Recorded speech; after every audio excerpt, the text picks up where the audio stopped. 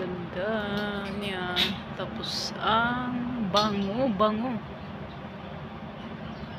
Yung bango niya parang ano,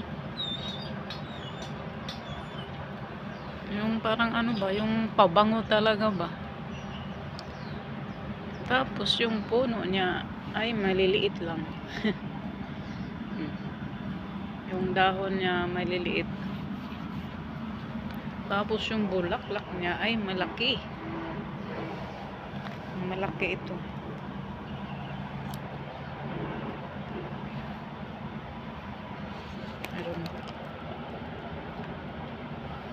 Super bango. Parang alam mo yung ano, yung pabango na mamahalin. Baka dito sila kumukuha ano. Ayan pa oh, namumulaklak siya. Maliit lang yung ano niya, puno. Pero malalaki ang bulaklak. At super bango.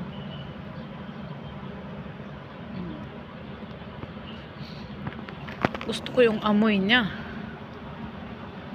Parang ano, kahit malayo ka, naamoy mo yung ano niya. Yung bango. Super bango talaga.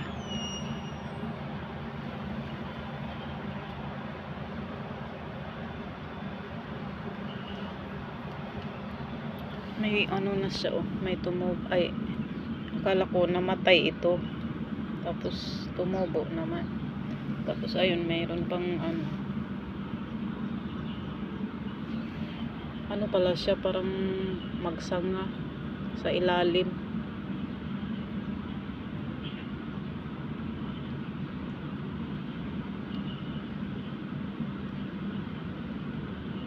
Ang bango-bango niya.